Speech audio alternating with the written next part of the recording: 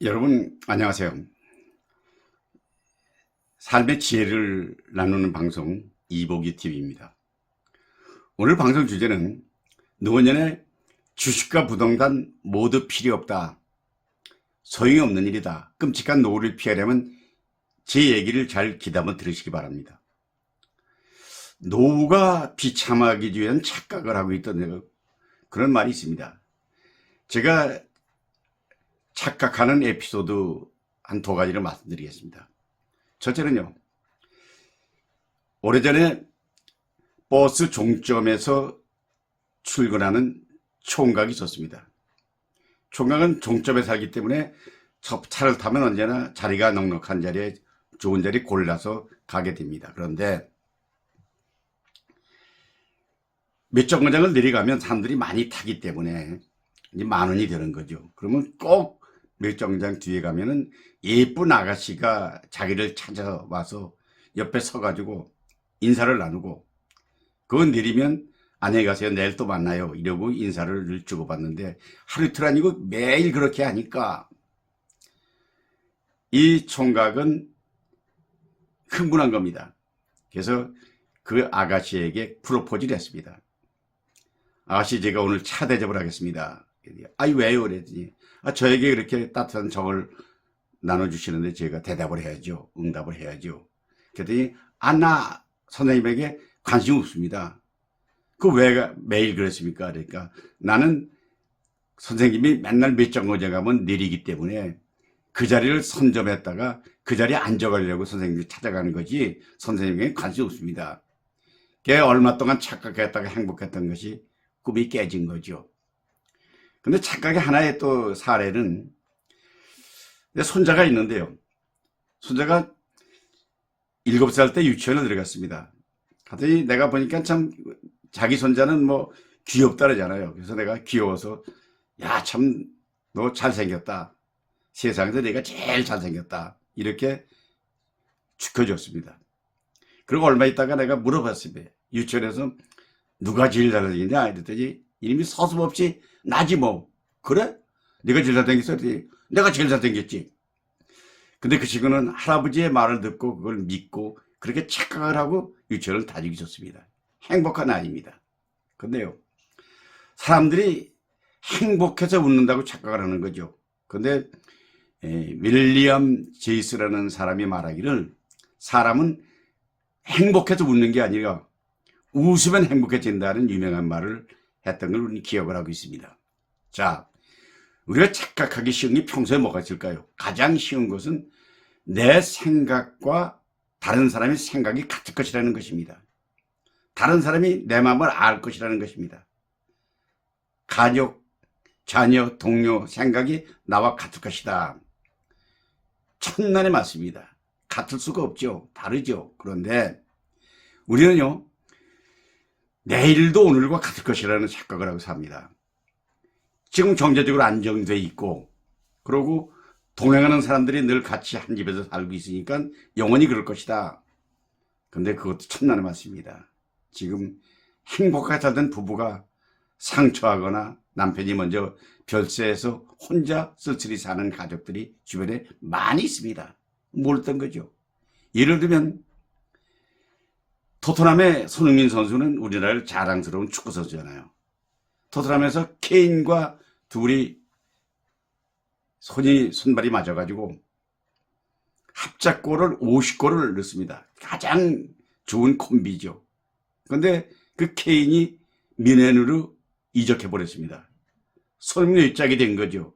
그래도 손흥민은 자기 실력이 있기 때문에 지금 영국에서 골 득점 수가 3위를 달리고 있으니까 잘하고 있지만은, 그러나 우리는 지금 살기는 가족과 영원히 할 것이라는 착각 속에 살고 있는 것입니다. 그렇게 믿고 있으면 그대로 행복하니까요. 그러니까 우리 실패 없는 여생을 위해서는 지금 오늘 이 시점에서 대비하는 것이 삶의 지혜다, 이런 말씀을 드리는 것입니다. 자, 그러면 지금 노년층에 벌어지는 현상이 뭐가 있냐면요, 세상에는요 언제나 음양이 있습니다. 양면성이 있습니다.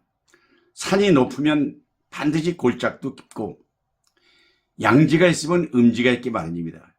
그러니까 지금 경제 성장을 해가지고 우리가 부자가 많습니다. 부자가 많이 늘어나죠. 그런데 반면에 가난한 사람도 많아지는 것입니다. 그 단편적인 예로 무료 급식소가 이제 사회단체에서 하는 데가 있잖아요. 가보면 줄이 장사진입니다. 11시부터 줄을 서가지고 진짜 이렇게 한 끼 먹는 게 어려울까 할 정도로 줄을 서 있습니다. 특히 노인들의 빈곤한 사람들이 너무 많이 늘어나고 있습니다. 우리가 10대 경제 대국이 됐고 국민소득이 1인당 3만 불러가 시대가 넘었지만은 지금도 신용불량자는 계속 생기고 노숙자도 늘어나고 기초생활수급자도 많이 있습니다. 이것이 바로 양면성이기 때문에 그렇습니다. 그런데 행복은요, 누구나 행복하길 바라지만은 누구나 행복을 바라잖아요. 왜 사느냐? 행복하게 해서 사는다. 그런데 절대적인 것은 없다는 게 행복은. 행복은 모든 사람이 다 만족하게 가질 수가 없습니다. 행복은 남들과 비교해서 만족하고 또 자각하고 하면서 행복을 느끼는 것입니다. 좋은 예는 아닙니다만은 남북한을 통틀어서 우리 또래, 제 또래 사람 중에서 권력을 누가 가장 가지고 있었느냐 하면 나는 김일성의 아들 김정일이가 권력을 한 손에 다 쥐고 있었다고 생각을 합니다. 그런데 김정일이 권력을 온통 다 쥐고 있었지만은 결국 먼저 세상을 떠났습니다. 돈을 누가 제일 많이 갖고 있었느냐? 우리나라에 이건희 회장이 제일 많이 갖고 있었죠. 제일 부자였죠. 그런데 그분도 수명을 다하지 못하고 결국 먼저 떠났습니다. 제가 이 말씀을 왜 드리냐면요. 김정일과 그 다음에 이건희 회장님은 저와 한 동갑입니다. 권력을 손에 쥐었고 재력을 온통 제일 부자로 살았지만은 복중에서 가장 우뚱가는 오복적인 우뚱이 장수인데 생명에 대한 장수복은 내가 더 타고났다 이렇게 착각을 하면 비교해서 내가 행복을 느낄 수 있다는 것입니다. 이건 좋은 예는 아닙니다. 감히 제가 이건희 회장님의 생과 비교하는 것은 제가 무리한 짓입니다. 그런데 사실 희죽 있고 웃고 다니는 바보들이 있습니다. 그 바보는 늘 웃고 다니니까 웃으면 행복하니까 행복할까요? 착각하는 것은 당사자의 주관적 가치로 인정되는 것입니다. 자, 그렇다면 각자가 추구하는 가치는 성취의 만족감은 모든 사람이 공통적으로 가는 가치는 아닙니다. 예를 들면 돈을 최고의 가치로 사는 사람이 있습니다. 돈은 수단 가치지 목표 가치가 아닙니다. 근데 돈을 가치로 삼는 사람은요, 밥을 굶어도 못 먹어도 돈을 법니다. 몸이 아파도 돈을 벌입니다. 몸을 상해도 돈을 벌입니다. 그래서 모인 돈 때문에 그 사람은 돈에 쌓인 걸 가지고 행복을 느끼는 것입니다. 또 어떤 부류의 사람들은 어떤 기록을 가지고 가치로 삼는 사람이 있습니다. 오몽길 대장 같은 분은 산악인이죠. 에베레스트 산을 8,000m 넘는 보랑을 16봉을 전국 정복한 세계에서 유일한 분위로 기록을 갖고 있습니다. 자랑스러운 기록입니다. 어느 분은요, 높이뛰기를 이번에 0.21cm가 더 늘어났다. 기록을 가지고 100m를 얼마에 뛰었다. 타율이 뭐 3만 몇 푼이다. 기록을 가지고 자신의 가지고 삽니다. 생명의 위협을 감수하면서도 그 등산을 하지 않아요. 그다음 어느 사람은요, 남을 돕는 일을 가치로 삼는 사람이 있습니다. 예를 들면 헌혈을 하는데 나는 이제까지 700회 헌혈을 했다. 문자 그대로 헌혈이지요. 또 기부를 어느 연예인은 200억에 기부를 했답니다. 근데 본인은 지금 월세를 낼 수 없을 정도로 어렵게 살다고 합니다. 그분은 200억의 기부에 대한 기록을 자랑으로 삼고 삽니다. 자기가 희생을 하는 걸 가지고 각오로 삼아서 생명을 던져가면서도 남의 생명을 구하는 가치, 남을 돕는 봉사, 이걸 가치로 삼다 있습니다. 또 일용직으로 근무하는 사람이 있습니다. 그러면 일용직은요, 자나깨나 안 지나서나 정규직 되는 게 목표입니다. 그래서 10년 만에 정규직이 됐습니다. 너무 기분 좋은 일이죠. 진짜 자랑스럽죠. 온통 세상을 내가 가는 것처럼 자랑스럽지만은 정규직에 사는 사람들은 그 일은 아무것도 아니고 그건 그냥 그 사람의 일이라고 생각하기 때문에 모든 사람이 다른 사람의 행복을 느끼는 건 타산지석으로 삼아가지고 삶에 대한 자기 삶에 대입을 하는 것, 이것이 전 지혜라고 생각을 합니다. 노년의 비극을 피하기 위해서는요, 지금부터 관리해야 될 것이 대표적인 게 뭐가 있을까요? 그것은 다름이 없습니다. 언제나 답은 똑같습니다. 첫째는 건강을 지금처럼 건강하게 유지하는 것. 두 번째는 정기적인 수입, 돈을 갖고 있는 것. 세 번째가 좋은 인간관계를 갖는 것입니다. 근데 만약에 이 세 가지 중에 가진 게 없다고 치면 어떻게 되느냐? 근데 대개 이제 경제적인 이유, 육체적인 건강 때문에 자살을 하는데 그런 게 아니라 경제력이 없거나 이렇게 되면 정부의 기초생활수급자로 신청을 해가지고 판정을 받거나 자기 혼자 생활할 수 없으면 요양보호사를 받아들여가지고 요양보호를 받는 것게 되죠. 만약 가족이 둘이 이상이 된다면 둘이 부부가 요양보호사 자격증을 따게 되면 남편이 아프면 부인이 요양사가 되고 부인이 아프면 남편이 요양사가 되면 자기 부인을 케어하면서 한 달에 제가 알기에 그냥 한 40만 원 정도의 수입을 정부에서 준다고 저는 생각을 하겠습니다. 그러니까 둘이 취득을 하는 것도 하나의 수단이 되는 거예요. 비극을 피해서. 노인들이 가족들이 등 벌리는 그 특징이 있는데 어떻게 해결할까요? 이런 질문을 하는 분이 계십니다. 그런데요, 사실 가정이라는 건 결국 따지고 보면 부부관계입니다. 원하는 부부관계가 행복의 기초이죠. 근데 만약에 어떤 이유든 간에 남자가 바람 피다가 들켜서 그때부터 부부는 윈도우 부부가 되는 사람이 많습니다. 방을 따로 쓰고 스킨십을 하지 않고 집에서 가부장적인 권위로 억누르고 들고 또는 사별을 해서 혼자 외롭게 살고 하고 특히 가족들이 외면하는 경우에는 부당한 처신을 해가지고 자식들이나 주변 사람들에게 온당하지 못한 처신을 함으로써 인정을 받지 못하고 특히 가족의 며느리와의 불화, 시어머니와 며느리의 고부 갈등으로 인해서 며느리가 집에 오지 않고 시어머니, 시아버지 보기 싫다고 시금치도 먹지 않는다는 이런 생각이 또 현대판 고려장 제주도에 갔다가 여행 가자고 하고 한 다음에 제주도 갔다가 모든 휴대폰을 다 뺏고 걷다 두고 그냥 오면 자식을 이름을 대라 모른다. 왜? 자식들이 혹시라도 불이익을 당할까봐 그런다는 얘기를 들을 때마다 사실 모든 남자들 특히 여자들 누구라도 이제라도 원만한 가족관계를 복원하기 위해서는 복원하는 노력을 해야 된다고 저는 생각합니다. 그러면 은퇴 후에 자산은 어느 정도 축적하고 나서 그 자산을 가지고 투자하는 분들이 많습니다.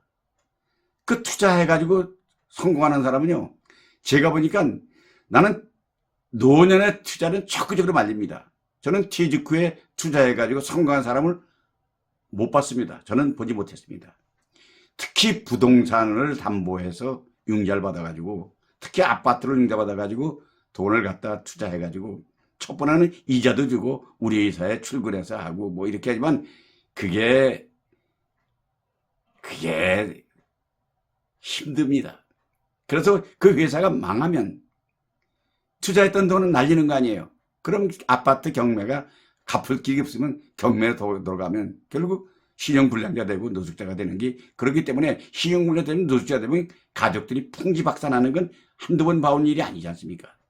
근데 젊어서는요, 회복 탄력성이 있기 때문에 실패해도 50%가 실패해도 50%는 다시 일어날 수 있는데 안정성의 삶을 추구하기 때문에 위험을 감수할 수 있지만은 이제 나이가 들면요, 그 탄력성이 없기 때문에 주택담보융자에서 집 날라간 사람이 한둘이 아니기 때문에 그건 절대 하지 말라고 저는 권하고 싶습니다. 그럼 노후자금이 없는데 어떻게 뭐라고 걱정된 방법이 있느냐. 근데 사실은 누구나 어느 가정이나 현금을 가지고 있어야 되는데 현금이 없다. 그러면 젊은이들은 잘 들으십시오. 젊어서부터 수입에 대한 저축을 일정 기간 저축하는 것이 생활화돼야 됩니다. 한 달에 예를 들어서 수입이 300만 원 수입이다. 300만 원 가지고 생활비가 안 되지 않습니까? 그럼 300만 원을 모자라니까 그걸 융자를 받거나 비서로 다 쓰거나 뭐 이렇게 살면 한 달 후에 가면 빚이 300만 원 이상 되지 않습니까? 근데 300만 원 받았다고 치더라도 일단 10% 30만 원을 먼저 저축하고 나머지 260만 원, 270만 원을 가지고 쪼들려서 한 달 살고 또 그 다음 달도 30만 원 저축하고 쪼들려 살고 이렇게 살면 한 달, 1년 후에는 누구나가 360만 명이 저축이 있고 시드머니가 생기니까 이걸 생활화하게 되면 언제나 그 집에는 돈이 떨어지지 않습니다. 이것이 노후자금의 기본이고요. 그 경제적으로 넉넉하지 않아도 행복한 노년을 볼 수 있는 방법이 무엇이느냐 나보고 묻는 사람이 있습니다. 그런데 그것은 매우 중요한 문제입니다. 자살률이 높은 이유 중에 하나가 우리나라가 세계에서 자살률이 지금 1위인데요. 그 이유를 보면 경제 문제가 1번이고요. 두 번째가 건강 문제고 세 번째가 인간관계입니다. 가족과의 관계, 인간관계. 그런데 경제 문제는 한계가 없습니다. 얼마 정도 있어야 되느냐? 그거는 없기 때문에 대배한 사람들은 왕년에 타령을 합니다. 왕년에 나 때는 하면서 계속 왕년에 자가용 타고 다니던 사람이 있다면 지금 돈이 없다면 지하철, 대중교통, 버스 이용하면 되고 고식당에서 예약해가지고 뭐 살던 사람이라도 돈이 없다면 집에서 라면 먹고 국수 끓여 먹고 저렇게 사는 것. 이게 더 못한 어떤 사람보다도 그건 지혜로운 거죠. 돈 들이지 않고 생활하는 것이 익숙해져야 되기 때문에 사실 건강을 위해서 운동을 해야 되잖아요. 운동하려면 헬스클럽을 간다거나 뭐 골프를 한다거나 하지만은 가장 가까운 것은 가까운 공원을 걷는 것, 뒷동산 등산하는 것, 또 맨발로 걷고 다니는 것, 이런 것들은 건강을 지킬 수 있는 기본이기 때문에 이렇게 하면 되고, 그 다음에 이제 중요한 것은 노년의 행복한 가정을 유지하기 위해서는 어떤 노력이 필요한가 생각해보면 비결이 있습니다. 실천은 어렵지만 하면 됩니다. 무조건 부부 관계에서의 좋은 관계를 유지하려면 일을 제기하지 말아야 됩니다. 무조건 말하면 오라, 맞아, 그럼, 그렇지, 잘했군. 소위 말하면 긍정적인 추임새를 넣어주는 것이 이게 기본입니다. 그리고 뭘 말을 하면 미루지 말고 나 지금 바빠 조금 이따 할게 이러지 말고 뭐 얘기 들으면 즉시 가서 인정하고 자기가 희생하더라도 사명으로 알고 생각하고 도와주면 가족관계들은 내가 희생하면 다 돌아오게 돼 있는 것입니다. 행복한 노년의 중요한 규칙이 무엇일까요? 사실 제가 80년을 살아보니까 행복한 인생이라는 건 다 생각하기 나름입니다. 근데 나는 말씀드립니다. 자녀도 소용없다. 가난한 노을 필요하면 이렇게 하세요 하는 이유가 뭐냐면 중장년 부모들이 자식을 망치는 치명적인 생각이 무엇일까? 그걸 저의 경험을 통해서 말씀드리겠습니다. 결론부터 말씀드리면요. 자식을 기를 적에 욱박질러서 내 뜻대로 만들려고 들면 안 됩니다. 울다리 쳐놓고 벗어나지 말고 여기서 놀아 이러면 안 됩니다. 그건 자식을 망가치게 하는 부담을 주고 영향을 바라지 못하게 하기 때문에 좋은 죄는 아니지만은 JYP의 대표 박진영 가수가 있습니다. 박진영의 아버지와 저는 뭐 절친은 아니었지만은 자주 퇴직한 후에도 식사를 같이 나누고 애들 얘기를 주고받았습니다. 고3 때 박정희가 고고 클럽, 소위 디스코 클럽을 갔답니다. 보내줬답니다. 2시간 동안 춤추게 하고 땀 주고 나오면 문 앞에 기다렸다가 땀 흘리네 목욕탕에 데려다주고 목욕시키고 다시 도당에 데리고 이걸 계속했대요. 그때 걔가 대학을 붙었거든요. 그래서 또 춤추러 가가지고 제 친구들하고 형 나 이번에 대학 붙었어. 이러니까 그래 어디 붙었는데 연대 이러니까 원주 분교 갔구나. 나 본교야. 네가 뭐 어떻게 본교를 가. 이런데 그게 보니까 아버지가요. 고3 때 오토바이를 사줘가지고요. 오토바이 폭주에 걸려가지고 팔수에 걸려갔습니다. 걔 가가지고 아버지가 물려가지고 이거 아버지가 사줬다니까 믿겠습니까 경찰이? 고3짜리 누가 아버지가 미쳐서 사줘 임마. 그런데 가서 내가 사줬다. 아니 고3짜리를 놔두고 사줬다고요? 오토바이 사줬다고요? 내가 사줬지. 왜? 얘가 사달라니까요. 근데 최초의 배명고등학교에 학생회장이 입후했습니다. 입후할 때 공약을 뭐라냐 박정희가. 최초의 소위 민선 학생회장입니다. 내가 학생회장을 채시켜주면 가수를 불러가지고 축제를 해주겠다. 이러고 몰표를 받아가지고 작정하게 됐습니다. 박정희가. 그랬더니 이놈이 아버지 나 보니까 700만 원 있어야 돼. 근데 사실 그 나이 때 700만 원은 큰 돈입니다. 서슴없이 700만 원 줬다 그래요. 근데 나는 그걸 쓰러지면서 놀랐습니다. 왜냐면 나이가 비교해보니까 나는 우리 애가 기 더 달라고 그러는 걸 내가 윽박질러 사주지 않았습니다. 둘째님이 뭐 소설가가 되겠다 하는 거 대학 가라고 무슨 소설가 하느냐.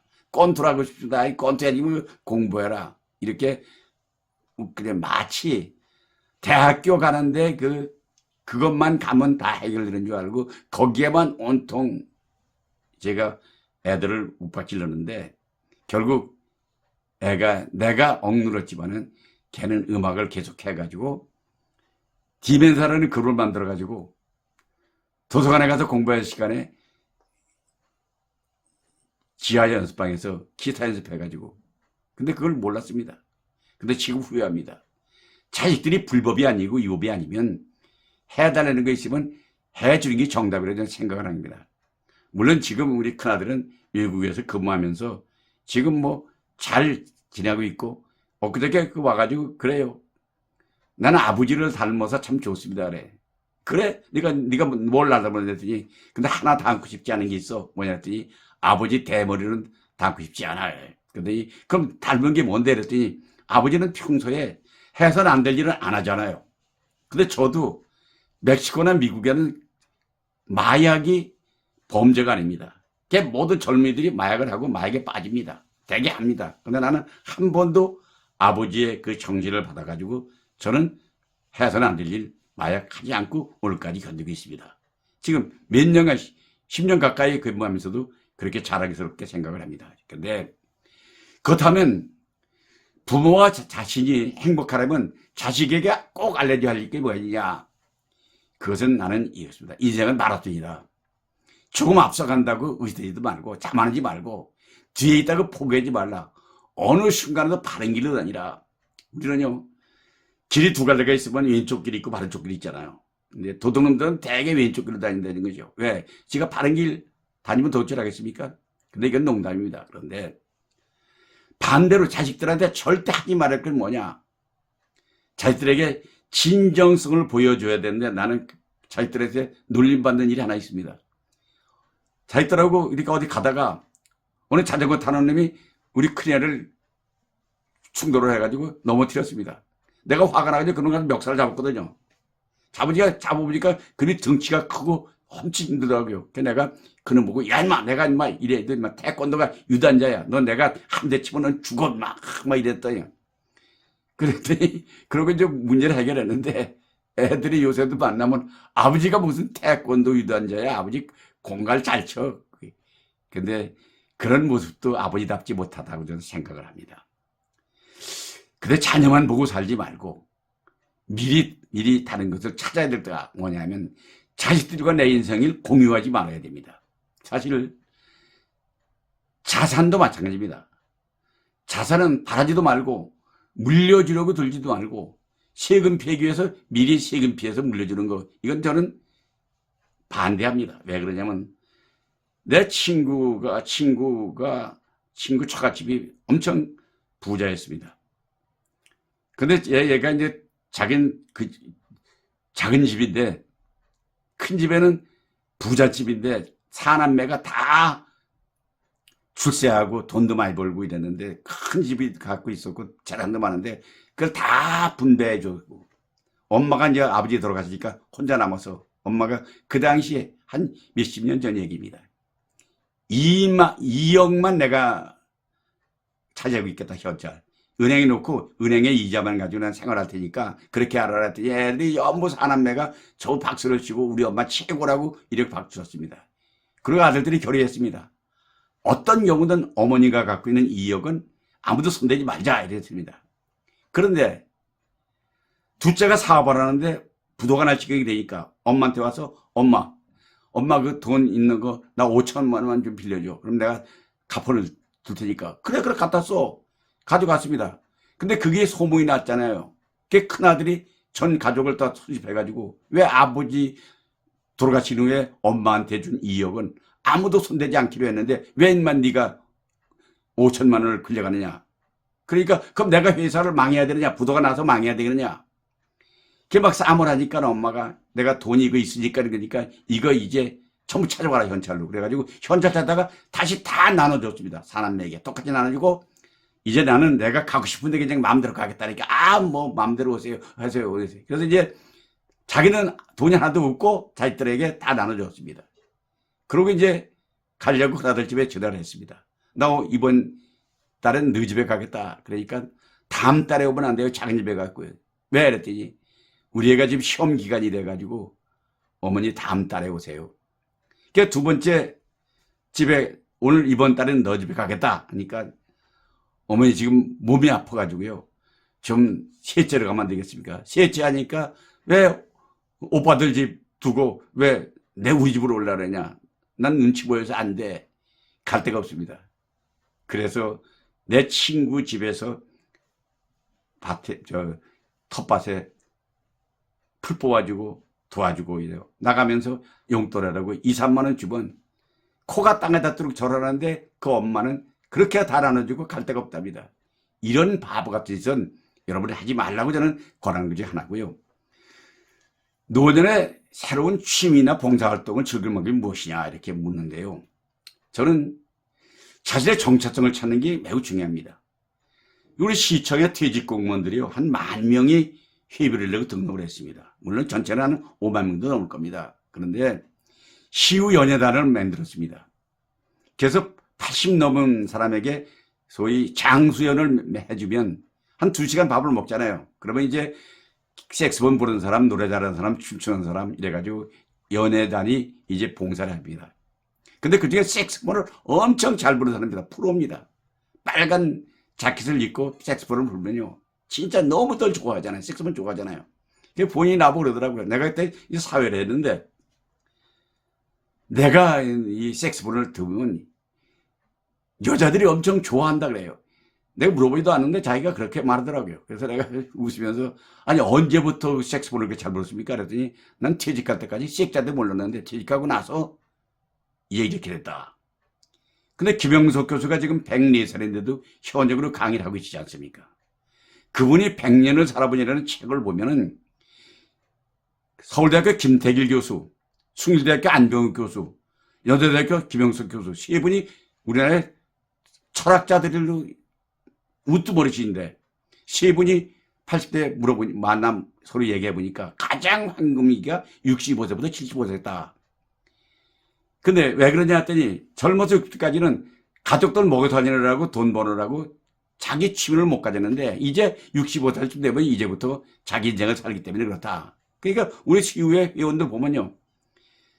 글쓰기를 하는 사람이 시를 쓰고 수필을 쓰는 사람, 음악을 통해서 색소폰을 불고 음악을 하는 사람이 있는가 하면 등산 애호가들은 등산을 해가지고 뭐 해외여행도 다니고 또 글씨를 써가지고 서예라는 사람도 있고 또 판소리를 배워가지고 판소리가 프로급에 있다는 사람도 있고 또 사회봉사단체를 만들어가지고 봉사도 다니고 또 사진작가도 있고 또 여행의 전문가도 있고 모든 사람들이 퇴직하고 나서 자기의 취미 정체성을 가지면요 얼마든지 취미를 가질 수 있다. 그 다음에 우리가 노후에 자기애벌을 위해서 노력하는 이유가 뭐냐?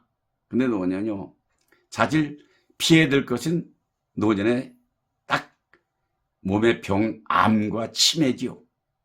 근데 활동하면 흐르는 물에는 이끼가 끄지 않는다 그러잖아요. 근데 시간이 밀려가지 말고 운동을 하면 내가 내 시간을 즐겁게 경영하는 것, 그게 지혜입니다. 그게 노년에 대비하기 위해서는 건강을 유지하면 어떤 습관이 필요하냐. 근데 저는 그렇게 자신 있게 얘기합니다. 하루 우리 일생이라는 건 이렇습니다. 하루에 누구나가 뭐 한 끼 먹는 사람도 있긴 있습니다만은 하루 3끼를 밥을 먹지 않습니까? 그리고 잠자잖아요. 크게 보면 그 3끼 밥 먹는 거 잠자는 것 뿐입니다. 그 나머지는 뭐냐? 나머지는 1시간은 운동하는 것으로 한 끼를 먹듯이 운동도 1시간 운동을 하는 걸 생활하라는 것입니다. 뭐 걷기 운동 같은 건 돈도 안 들어가잖아요. 만약에 날씨가 출 때는 요새 헬스클럽에 가서 동네 헬스클럽 아니면 동네 러닝머신 같은 거 또 근육 운동 추가하기 위해서는 요새 공원 같은 데 보면 근육 운동 같은 게 많이 있고 또 뭐 건강을 위해서 자기 아침 저녁 좌익을 한다거나 뭐 요새 건강을 위한 여러 가지 있잖아요. 뭐 그 귀를 당기는 거, 뭐 이를 어떻게 하는 거, 뭐 이런 이걸 많이 하는데 이걸 하나의 생활화되어야 되는 것이요. 노인의 돈에 대해서 절대 하면 안 되는 것이 있나요? 하는데요. 일확천금을 꿈꾸는 것은 사기입니다. 대개 사행심, 특히 도박이나 경마, 부동산, 주식 투자 이걸로 인해서 거지이 되는 사람이고 그렇게 살아가는 사람이 많습니다. 제가 옛날에 현직에 있을 적에 어느 분이 찾아왔어요. 자기는 신용불량이 돼가지고 취직을 못하는데 내 한강에 있을 때요.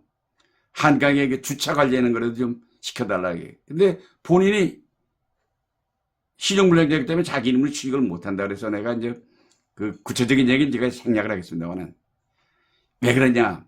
한탕, 한방 이런 유혹에 현혹받으면 결국 복권이나 그런 게 가능하지 하늘의 별 따기는 기대하지 말라는 것입니다. 그래서 제가 발떡까지 살아보니까요. 자녀가 꼭 필요하냐 이런 얘기를 우리가 토론하잖아요. 자녀가 필요하냐. 근데 역설로 이런 말이 있습니다. 무자식이 상팔자다. 왜냐하면 우리 세대는요. 자녀 교육에 몰인해서 가산을 탕진하는 사람이 너무 많습니다. 소 팔아서 땅 팔아서 대학을 보내고 애들 장가 들여 보내주느라고 자기 집 잉자받아가지고 아파트 사주고 그리고 무엇이든지 지나치면 그것이 상처를 받거든요. 근데 투자한다고 해도 하면 그냥 안전한 은행에서 고이자가 나오는 채권을 산다거나 아니면 만약에 주식을 한다고 치면 주식에 배당물 고액을 받는 그런 걸 안전한 거야. 근데 일방적으로 짝사랑은 안 된다는 거다. 근데 이제 더 중요한 건 삶에 우리가 워라벨 워킹, 워크 앤드 라이프 밸런스 워라벨 이게 중요하기 때문에 과거에는 일에만 몰두하고 생활을 몰두하지 않습니다. 가족을 돌보자는 게 우리 세대에 많습니다. 그래서 그게 뭐냐 투자에는 마지노선이 있습니다. 절대로 어떤 선을까지는 하되 그 선을 넘어서면 안 되는 거죠. 근데 자기 인생의 즐거움을 위해서 돈을 쓰고 해야지 자식을 위해서 돈 쓰고 하는 것은 그건 바람직하지 않다고 저는 말씀을 드릴 수 있습니다. 그런데 강남에 집 한 채가 있다 그러면 끝나느냐. 근데 집이 있어도 착각해서 망치는 사람이 많이 있습니다. 살아보니까 가장 없어도 안 될 것이 돈과 건강이 중요한 일인데 혼자 노는 것이 훈련돼야 됩니다. 동창회 친목회 취미생활 적극 참여하고 무료한 시간은 금물이고 자살 위험이 높기 때문에 절대로 자기 돈이냐 아니면 다른 것이 하는데 돈도 중요하지만은 자기의 혼자 사는 훈련도 하고 취미생활 하는 것을 그걸 생각해야 자살을 막을 수 있는 자살은 아주 가난한 사람이 하는 게 아니라 과거에 누리던 수준의 레벨의 생활을 못하니까 골프 치러 가면 골프가 부킹이 될 수도 않고 자동차 자가용이 다니던 것이 자가용이 없고 좋은 식당 먹던 것을 음식을 먹지 못하고 이게 이제 위험이 없기 때문에 우리나라가 어떻게 하다가 돈 하는 나라가 됐냐. 근데 사실 우리나라는요. 대대로 가난하게 살아온 한이 남아 있습니다. 배우지 못한 사람이 너무 많습니다. 우리가 6.25를 겪으면서 학교를 다니지 못한 사람이 대부분입니다. 왜 그러냐? 황금만리주의가 시행시를 들었기 때문에 돈만 있으면 모든 것이 된다는 인식이 고정되어 있습니다. 근데 우리 사실은 그렇죠. 돈 많은 사람에겐 머리가 숙인 건 부정할 수가 없습니다. 수단과 방법을 가리지 않고 돈을 벌려는데 안간힘을 씁니다. 근데 그것도 이제 옛날 얘기인데 우리는 그런 얘기를 하잖아요. 우리는 부모를 적극 모신 마지막 세대면서 자식들에게는 효도를 받지 못하는 첫 세대가 된다. 이제 우리는 그걸 우리 스스로는 샌드위치 세대다. 효도는 해서 부모를 모셨지만 자식들은 나를 도와주지 않는다. 그런데 사실 회사 생활을 지쳐하는 사람이 많습니다. 어떻게 하냐? 생존 경쟁의 현장이 직장입니다. 회사입니다. 배운 실력을 다 해가지고 자신을 드러내야 되는데 비그래도 직장에서 참을해야죠. 이기고 싶고 살아남으려면 승진을 해야 되죠. 근데 그것이 그렇게 쉬운 건 아니죠. 그러면 회사원들이 부를 쌓으려면 어떻게 되느냐. 근데 이것은 이제 제가 아까도 잠깐 말씀드렸습니다만 월급 받는 사람들에게는 하나의 원칙이 있습니다. 수입보다 지출이 많은 사람. 그러니까 수입보다 지출이 많다는 얘기는 그게 저축을 하지 못한다는 얘기인데 그게 일상화되면 안 됩니다. 가용소득원을 풀가동해서 예를 들어서 아내가 뭐 부업을 할 수 있다면 이 법이 아니면 부업을 하고 자식들도 등록금 같은 애들 아르바이트 시키고 그리고 공직자들도요. 뇌물이라는 위법사항이 아닌 바에는 그게 보편화될 수 있다면 적당한 부업 소득을 올리는 것은 하는 것을 난 권유하고 싶습니다. 직장인들도 하면 좋죠. 그런데 회사에 다니는 사람이 창업하거나 부업하는 것을 해야 할 일이냐 묻는데 실정법에 위반되지 않으면 권장할 일입니다. 단 부업을 하기 위해서는 충분한 경험을 가지고 시작해야 됩니다. 성공 확률은 50대 50입니다. 실패하더라도 하라고 싶습니다. 근데 젊은 사람이면 근데 나이 들어서는요 실패하면 회복 탄력성이 없기 때문에 절대 하지 말라고 저는 권합니다. 그것 때문에 망한 사람이 많이 있고 어려움을 겪은 사람이 많이 있기 때문에 그렇습니다. 한국인들이 집에 대한 집착이 아주 강하다. 내 집만 마련하는 게 한번 해보고 싶으냐. 근데 사실은 우리나라는요 무주택자가 많습니다. 집 가진 사람보다 더. 그런데 집이 없으면 무능한 사람으로 인정을 받기 때문에. 근데 요즘은 무주택자가 내 집을 갖는 건 목표가 돼야 되지만은 그러나 저는 임대주택도 내 집처럼 영원히 살 수 있는 것이 있고 자동차보다 내 집을 먼저 갖는다. 자동차보다 내 집을 먼저 갖는다. 이런 생각을 하면 젊은이들은 난 자동차가 우선이다. 근데 저는 그거는 자동차가 우선이라고 말하는 것은 저는 긍정할 수 없습니다. 자동차보다는 집을 갖는 게 우선이다 생각을 하고 집이 안정돼야 생활을 나가서 되는 거지. 주거가 안정돼서 맨날 세방살이 옮겨보면 세방자도 생활 17번 이사를 해봤지만은 세방살이 갑자기 집 내달라 하면 당황스럽죠. 근데 젊은 사람들이 돈에 대한 생각을 하고 있는 것이 있나. 돈에 대한 인식은 누구나 마찬가지입니다. 요즘은 젊은 사람들이 절박한 것이 같습니다. 그런데 내가 아프리카의 치타와 가젤의 얘기를 가끔 합니다. 치타는 시속 115km입니다. 가젤은 90km입니다. 속도가요. 그런데 만나면 초식동물의 가젤은 치타한테 잡혀먹지 않아야 되잖아요. 그래서 육식동물 치타는 가젤을 잡아먹어야 될 거 아니에요. 만나면 달려 하나는 도망가고 하나는 잡으러 가기입니다. 그런데 승률은 치타가 성공하는 확률은 30%에 불과하고 70%는 치타가 실패한답니다. 그 이유가 뭐냐? 가젤은 절박함이죠. 잡히면 죽는 거기 때문에 사실 우리들은 젊은 사람들에게 절박하냐 과연 이것이 그래서 절박하냐는 것을 생각하고 치타와 가젤의 생각을 생각하면 답이 나올 겁니다. 그 돈이 얼마만 있으면 되느냐? 돈은 다다익선입니다. 물론 철학자 행복론의 플라톤은 이렇게 말을 합니다. 먹고 살기에 좀 부족한 재산, 좀 부족한 용모, 부족한 말솜씨, 부족하면 그것이 행복이라고 얘기를 합니다. 조금 부족한 것이. 모든 사람에게 행복의 조건은 갖춰 있다는 플라톤의 말을 저는 긍정하고 있습니다. 그럼 노후를 위해서 막대한 미래를 무조건 절약해야 할까요?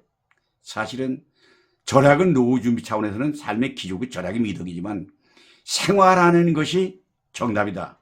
그게 일상으로 생활화돼야지 갑자기 어느 날부터 저축한다, 내일부터 하겠다. 되게 못하는 사람은 그렇게 그러잖아요. 오늘까지만 내가 다이어트를 해서 그런 얘기 많이 합니다. 이번 달까지만 하고 다음 달부터 저 다이어트 하겠다. 이번 달까지는 내가 저축받지만 다음 달부터 저축하겠다. 이건 안 됩니다. 지금부터 오르면 해야 된다는 것입니다. 자, 그렇다면 언제부터 시작해야 적당할까요?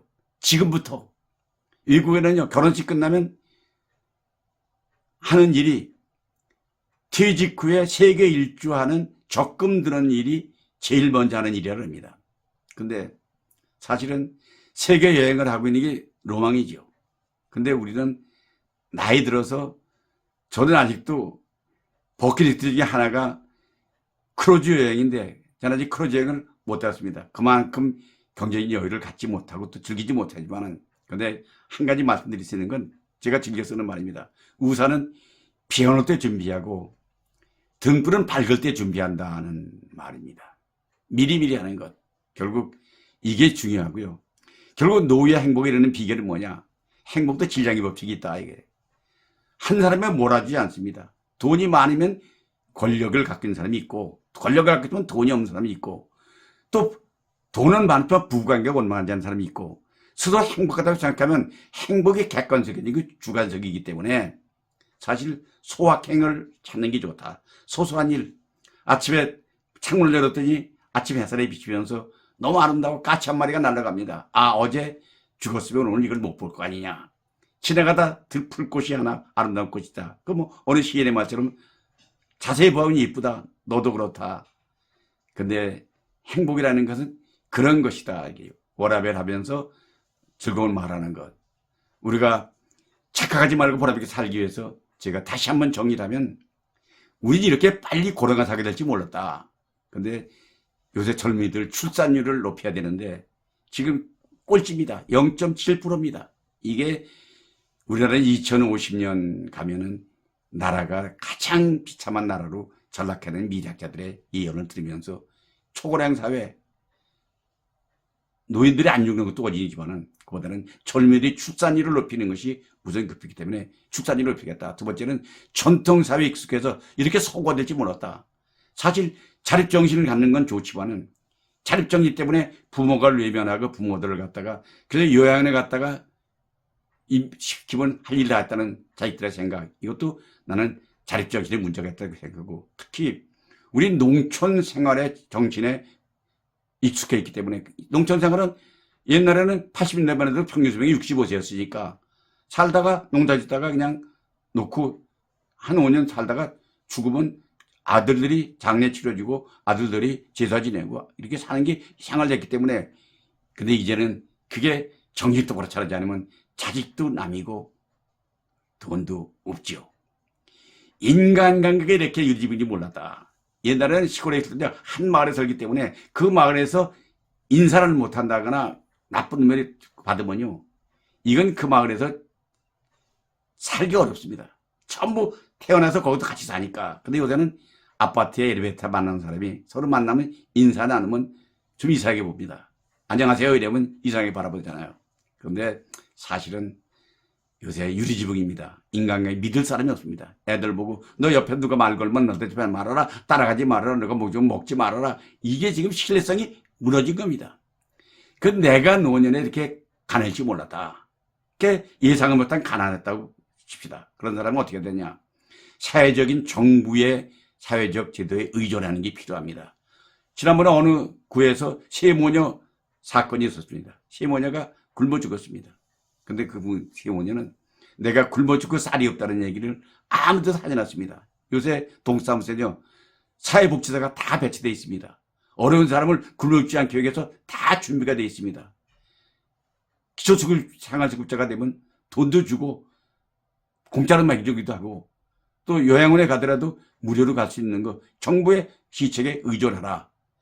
노년에 달라진 게 없다? 노년에 왜 달라진 게 없습니까? 세 가지가 달라집니다. 내 모습이 달라졌습니다. 두 번째, 태도가 달라졌습니다. 생각이 변합니다. 그런데 이거를 긍정적으로 인정하면서 과거를 한탄하지 말고 내일을 두려워하지 말고 영원히 살 것처럼 희망을 갖고 오늘을 즐겁게 살자. 그래서 난 얘기하지만 오늘 이 순간에 죽어도 여한이 없다. 이렇게 제로베이스를 맹렬히 차려야 된다고 봅니다. 왜냐하면 내가 그놈 망하는 꼴 보기 전에는 죽을 수 없다. 내 손자가 내 무릎에 앉기 전에는 난 죽을 수 없다. 이렇게 여한을 두면 그 사람은 부담이 되기 때문에 나는 오늘 죽어도 여한이 없다. 이런 생각을 하면서 오늘 얘기에 걸을 드리면, 행복을 쟁취하는 사람이 몫입니다. 노력하지 않고 얻어지는 기대할 수가 없습니다. 제가 즐겨 쓰는 말 하나가 있습니다. 태양을 향해서 걷는 자에게 비춘다. 아무리 이글거리는 태양이 떠 있어도 응달에 들어가서 태양을 바라보지 못하면 태양의 빛을 바라볼 수가 없습니다. 태양을 향해서 걷는 자에게 비춘다는 평관 진리. 그리고 당신의 생의 일부를 남을 위해서 희생하라, 헌신하라. 그건 둘리라는 학자가 얘기했는데요.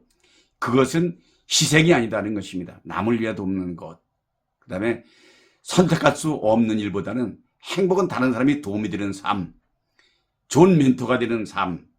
그래서 명품 인생을 산다고 하는 것은 명품 가방처럼 세월이 갈수록 점점 가치가 올라가고 가치가 높아지는 것처럼 우리 명품 인생도요, 나이가 들면 더 쓰임받고 존경받고 하는 그런 나이 드는 노년이 되길 바라면서, 사람들은 슬퍼서 우는 게 아니라 울면 슬퍼진다는 헬만헤세의 말이 생각납니다. 거울을 보라. 네가 웃으면 거울도 따라 웃고 네가 울면 거울도 따라 운다. 그거는 가장 기초적인 것입니다. 내 생각 속에 행복을 느끼는 것이 행복이고, 그 다음에 스스로 내가 주어진 조건에서 최선을 다하는 것, 이것이 기본이라고 말씀드리면서 오늘 얘기, 부동산, 주식이 다 아니다, 이렇게 하면 노년에 행복할 수 있다는 주제 얘기를 여기서 마치고자 합니다. 여러분 경청해주셔서 고맙습니다. 저도 오늘 똑같이 여러분과 더불어 스마팅 가겠습니다. 스마트하게 화이팅입니다. 스마팅, 스마팅, 스마팅. 감사합니다.